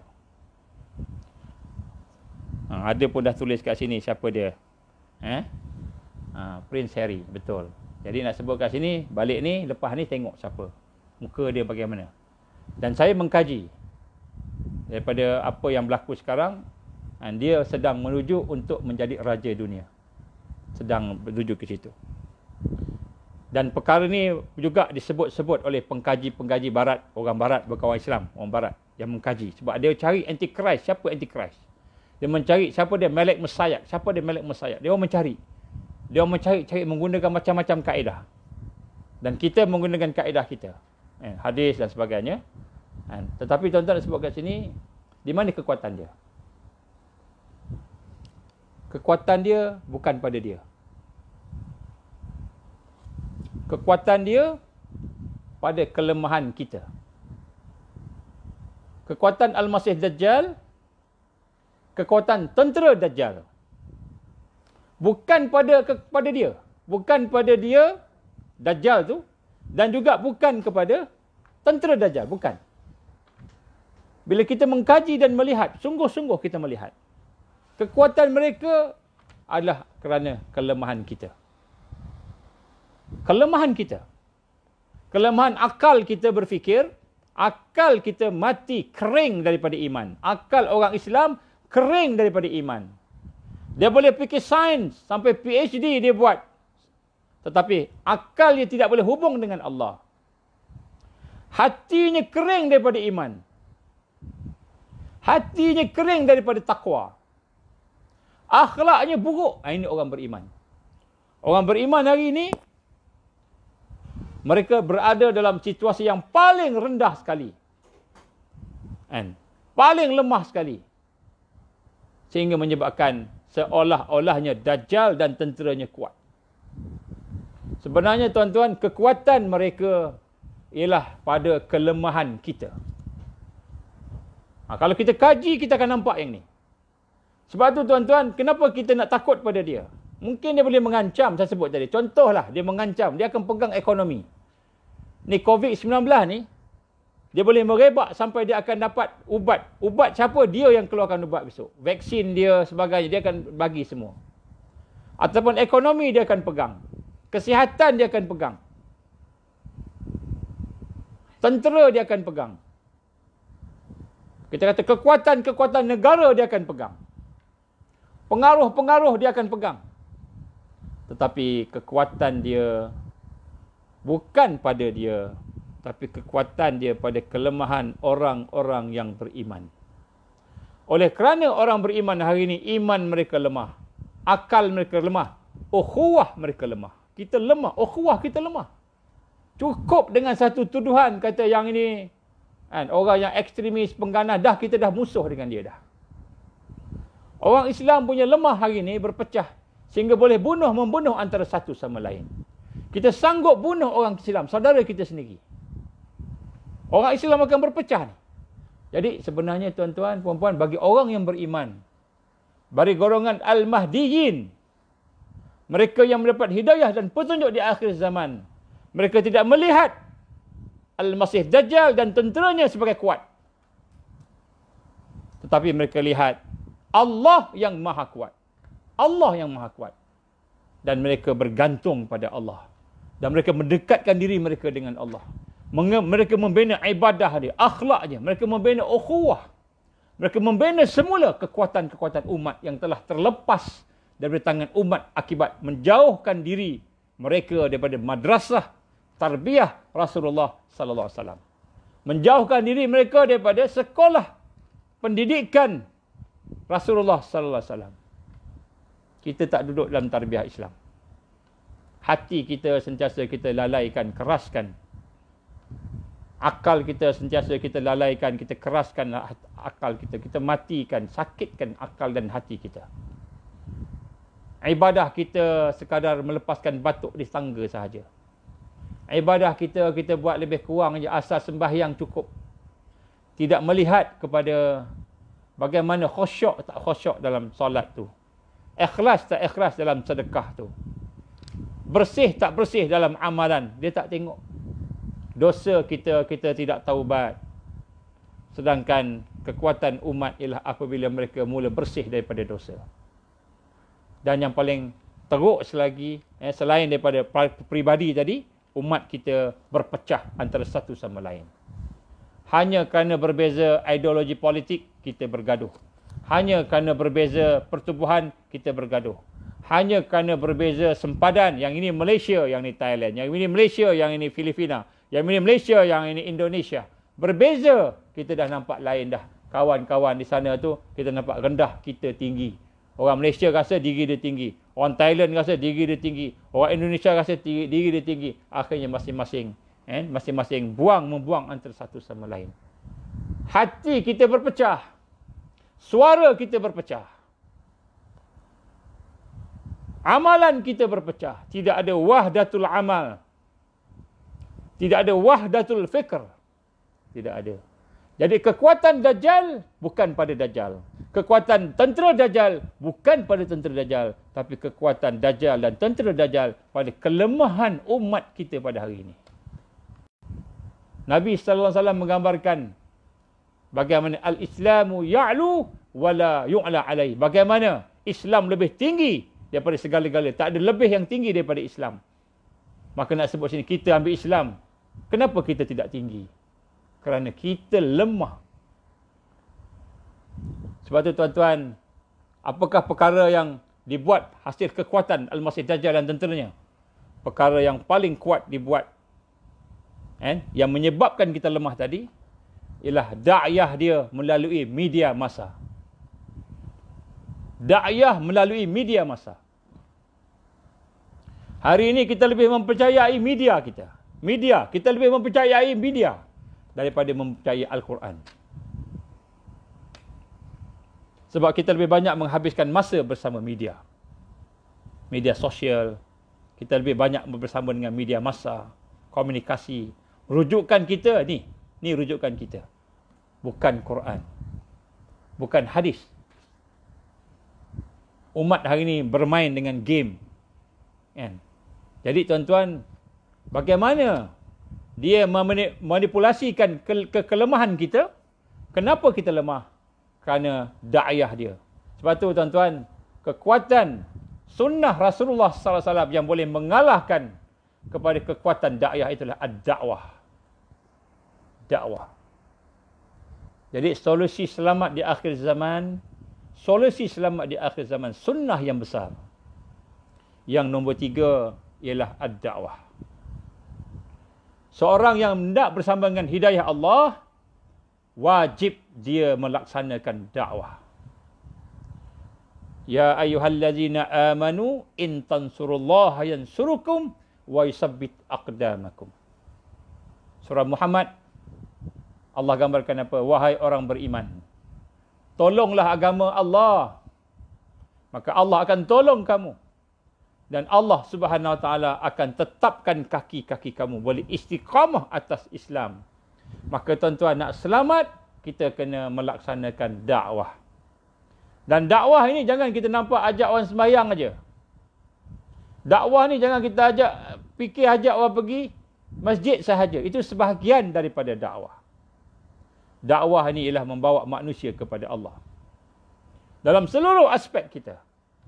وَمَنْ أَحْسَنُ قَوْلًا مِمَّنْ دَعَا إِلَى اللَّهِ وَعَمِلَ الصَّالِحَاتِ وَقَالَ إِنَّنِي مِنَ الْمُسْلِمِينَ. Suratul Fussilat. Siapakah yang lebih baik daripada mereka yang mengajak manusia kepada Allah? Man da'a ila Allah. Bukan bawa pada masjid, walaupun masjid itu sebahagian daripada dakwah. Bukan mengajak kepada ekonomi, walaupun ekonomi itu sebahagian daripada dakwah. Ada orang pergi masjid, tetapi buat maksiat di masjid. Buat maksiat di masjid. Ada yang bunuh orang di masjid. Ada yang berzina di masjid. Ada yang melakukan maksiat di masjid. Dia pergi masjid tapi buat maksiat. Mengumpat orang. Memfitnah orang. Pergi masjid. Maka, di manakah dakwah? Man da'a ilallah. Mereka yang mengajak kepada Allah. Salah satunya masjid. Salah satunya sekolah-sekolah tahfiz. Salah satunya sekolah-sekolah kita kata belajar agama. Sebahagiannya sekolah sains. Sekolah sains pun dakwah juga. Jangan kita ingat Islam ni tidak ada sains. Dalam Islam, dalam Al-Quran banyak cerita-cerita kisah sains. Kerana Allah SWT nak mengajar kita tentang bahawa kita hidup kena faham dua-dua. Aspek-aspek akhirat dan aspek-aspek duniawi. Kena faham dua-dua. Kata Rasulullah SAW, siapa yang nak dunia dengan ilmu. Siapa yang nak akhirat dengan ilmu. Kena ada ilmu dunia wal akhirah. Tapi jangan pisahkan dunia dan akhirat. Dan sebut situ tuan-tuan, untuk selamat kita, maka kita kena melaksanakan dakwah. Dakwah bermula dengan diri kita. Apa maksud bermula dengan diri kita? Kita perbaiki diri kita, mengajak kepada Allah. Kita pastikan diri kita menuju kepada Allah. Kemudian keluarga kita menuju kepada Allah. Kemudian masyarakat kita menuju kepada Allah. Inilah disebut maratibud dakwah. Peringkat-peringkat dakwah. Ada 7 peringkat dakwah. Kita kena buat maratib amal tadi. Peringkat-peringkat amal dakwah kita kena buat ada 7 peringkat. Nak sebut kat sini dia bermula dengan diri kita. Maka sebab itulah bila nak sampaikan pada orang lain, maka kita kata Rasul sallallahu alaihi wasallam, sampailah sekadar yang kamu mampu sampaikan. Bukan bagi ceramah, sampaikan satu ayat pun satu ayat lah. Ballighu anni walau ayat. Sampaikan walaupun satu ayat. Itu dakwah, hazard dakwah. Kita nak makan sama-sama dengan kawan-kawan, tengok-tengok kawan-kawan seorang pun tak baca bismillah. Kita baca bismillah. Bismillahirrahmanirrahim. Semua dengar. Tiba-tiba semua baca bismillahirrahmanirrahim. Dakwah. Dakwah. Kan? Kita jumpa orang, semua masam. Masuk dalam kedai itu semua orang masam. Tiba-tiba kita senyum kat seorang-seorang. Kita bagi salam, kita senyum seorang-seorang. Semua senyum. Hazard dakwah. Itu dakwah. Itu dakwah. Semua dakwah. Mengajak manusia mendekati Allah. Mengajak manusia lebih baik daripada sebelumnya. Bukan hanya sekadar ibadah khusus, tetapi segala aspek. Ini kita kena faham. Sebab Allah perintah kita masuk Islam secara menyeluruh. Ya ayyuhallazina amanu dukhulu fis silmi kafah wa la tattabi'u khutuwatis syaitan innahu lakum aduwwum mubin. Wahai orang beriman, masuklah kamu dalam Islam secara menyeluruh semua sekali. Makan pun Islam, minum pun Islam, berkahwin pun Islam, bermain riadah pun Islam, berniaga pun Islam, bekerja pun Islam, mengajar Islam, belajar Islam, semua ini adalah merupakan sebahagian daripada Islam. Masuklah kamu dalam Islam secara menyeluruh. Jangan kamu ikut jejak langkah syaitan. Sesungguhnya dia musuh kamu. Jadi kita mengambil Islam separuh-separuh adalah musuh kepada Islam. Kita kena ambil Islam secara menyeluruh. Jadi sebab itu tuan-tuan, kekuatan Dajjal, kekuatan tentera Dajjal, bukan pada Dajjal, bukan pada tentera, tapi pada kelemahan kita. Kelemahan kita, iman kita lemah, akal kita lemah, fikiran kita lemah, akhlak kita lemah, ibadah kita lemah. Jamaah, ukhuwah kita lemah. Kelemahan kita itulah sebenarnya kekuatan kepada Dajjal dan tenteranya. Sebab Allah gambarkan mereka tak kuat. Yang kuat ialah orang beriman. Yang mulia ialah orang beriman. Maka pada malam ini, marilah sama-sama kita merasai bahawa sesungguhnya Al-Masih Dajjal dah ada. Saya dah sebut dah. Saya dah bagi dah sifat-sifat tadi. Tuan-tuan cari dan tengok. Kemudian tuan-tuan tengok muka dia. Saya bukan cakap dia Dajjal. Saya bukan cakap Dajjal. Saya sebut ciri-ciri itu ada pada dia. Wallahu a'lam. Tak tahu kita. Itu ciri-ciri contoh. Maknanya orang yang bakal memimpin ni kita nampak dah ada dah. Yang bakal akan mengisytiharkan diri dia. Yang akan pergi ke Baitul Maqdis. Di atas runtuhan Baitul Maqdis. Ataupun penegakan Haikal Sulaiman. Dia akan duduk di situ dan mengisytiharkan diri sebagai raja. Maka Yahudi semua terima dia sebagai raja. Kristian terima dia semua sebagai raja. Dan agama lain akan terima dia sebagai raja, termasuk Islam. Orang Islam pun akan terima dia sebagai raja. Tuan-tuan tengoklah. Tuan-tuan tengoklah nanti. Ini saya melihat, mengkaji. Kita tak bolehlah nak dedahkan semua kajian di peringkat terbuka seperti ini. Kalau ada peluang-peluang kita boleh bincang secara tertutup. Saya boleh ceritakan satu-satu. Kita tak ada masa. Nak bincang kat sini tak cukup masa. Ini pun dah lebih masa dah. Jadi itulah insya-Allah tuan-tuan. Saya nak sebut pada malam ni apa yang saya sampaikan adalah merupakan perkara yang amat penting. Yang kontemporari. Apa dia? Yang pertama tuan-tuan, saya nak simpulkan di sini. Kita tak sayang Allah.